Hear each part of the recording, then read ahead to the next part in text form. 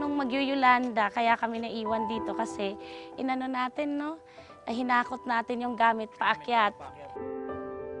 Talagang yumayanig yung buong bahay, kaya kaming dalawa lang kasi naiwan noon kasi yung mga bata nasa ate ko na, binitbit na, pinauna na dahil mas konkreto nga naman doon. Bumabayo ang bahay, tumakbo kami doon sa kabila. Yun yung bubungan ng bahay, yun yung nakita namin biglang nasa baba na. So ibig sabihin lahat ng gamit dito kasama. So walang natira talaga. Ako si Cesa Aspe ng Tacloban City. May dalawa po kaming anak, si Lance at si Cedric. Kami ay nag-umpisa sa TPC mga year 2013. Yung husband ko, Manila City Hall, nag-work sa government, private employee ako. Tapos napasok kami sa isang negosyo which is network marketing. For 10 years, yun ang ginagawa namin. Ang masakit lang sa puso nun is tatrabaho ka, pagpapagod ka, magpupuyat ka, magte-training ka ng tao.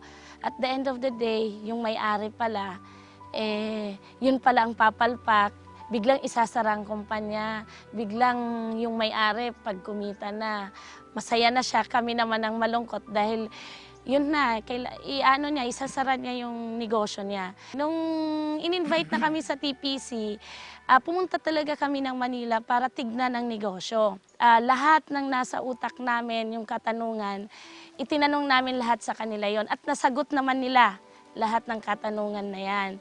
Kaya lang, dahil sa sabi nating phobia or burnout na tinatawag sa network na ayaw mo na munang pumasok ulit sa network marketing. Ang gusto namin is gawin muna namin yung loading mismo. Yung paano talaga yung system niya.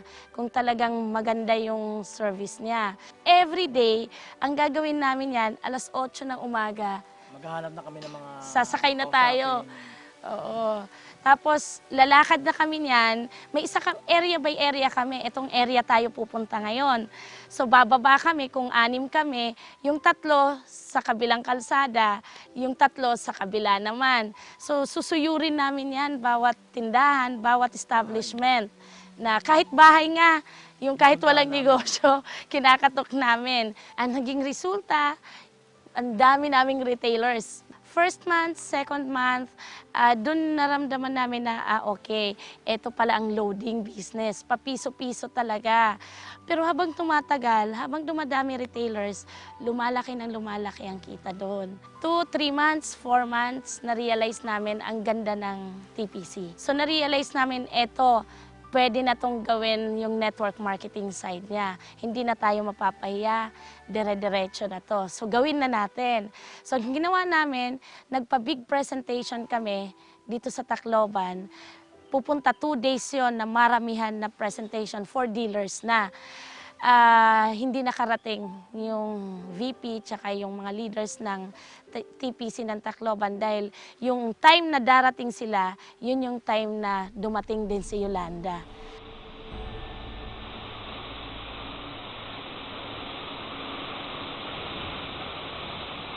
Kitang-kita namin kung paano yung bubungan na color green nasa baba na. So, damay lahat ng gamit namin sa loob ng bahay.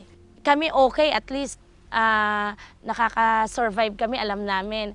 Pero dun sa kinalalagyan ng 2 anak namin, yun ang wino-worry namin, di namin alam kung okay sila doon. Kinabukasan, paglabas namin, so nakita namin walang madaanan, bagsak lahat, malaki o maliit na bahay. Pagdating namin after 4 hours dun sa bahay ng ate ko, ang una namin nakita yung baha na napakataas dun sa lugar nila at yung walang bubungan na bahay nila.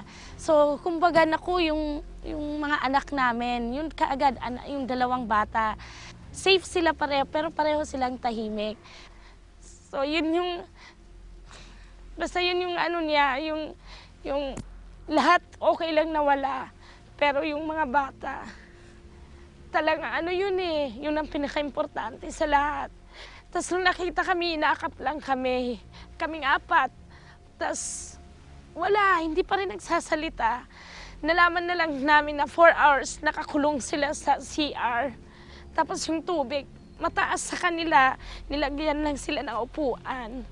Tapos doon sila inupo sa taas ng upuan na yon. Tapos habang pataas ng pataas sa another upuan, tapos gutom na gutom daw yung dalawang bata na kung saan parang yung anak kong youngest, yung 9, yung tunog ng hangin, feeling niya end of the world na daw. Mami, end of the world na. So, tapos wala kayo sa tabi namin. So, yun ang masakit doon eh. Nung panahon na na-experience nila yon, wala kami sa tabi.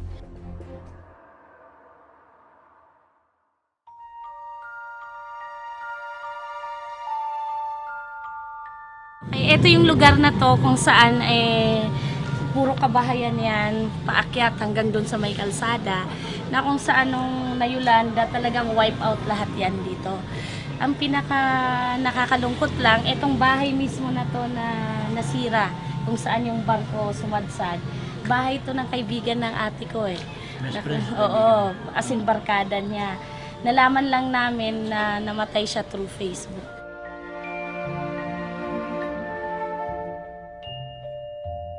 Unang naganap sa amin, aside from family namin, yung TPC eh. So parang isa sila sa pamilya namin, yun ang unang naramdaman namin. Even the president himself, gusto niya pumunta ng Tacloban para lang tulungan kami, para kunin kami. Minit kami sa Bicol ng VP ni Sir Santi, tsaka ng aming upline, si Miss Ami. So, minit kami doon sa Bicol, sa Sorsogon. Tapos doon, pinakain nila kami. Sila rin ang nagbitbit sa amin, papunta na ng Manila. Lahat kasi ng business, nakita namin nung after Yolanda, nung pumunta kami ng city, sa commercial area ng Tacloban, nakita namin lahat, 30 years, 40 years, 50 years na negosyo, lahat yun bagsak. Yung tipong kahit malalaking negosyo bagsak. Ang nakakatuwa lang, yung negosyo namin that time is yung TPC na nga, yung loading. Pagdating namin ng Manila, doon namin ulit na-realize na ang ganda ng pinasok namin. Kasi kahit nasa Manila kami, nagkaroon ng signal sa Tacloban, nakapag-business kami. Kasi may dealer, retailers na kami existing that time. So tumawag sila bigla sa amin, nagpapaload na. Alam mo yun yung tipong from 2,000 na load nila, naging 5,000, naging 20, naging 50,000, naging mayroon nga kami 100,000, isang dealer lang yun. Na-realize namin, kailangan namin bumalik ng Tacloban kasi dumadami na naman yung mga dealers.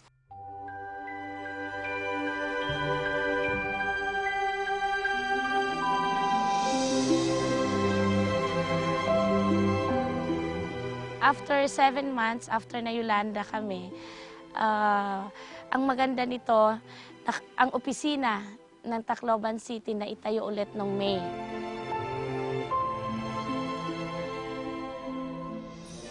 Kaya kami lumipat dito sa UCPB front sa Mora Street dahil nga na-Yolanda kami. Kaya yung time na dapat namin itayo yung office, nagmamadali ang kailangan namin, opening na siya. Kaya naghanap kami ng office at nakita namin itong UCPB front ng sa Mora Street. So, nag-opening ulit kami.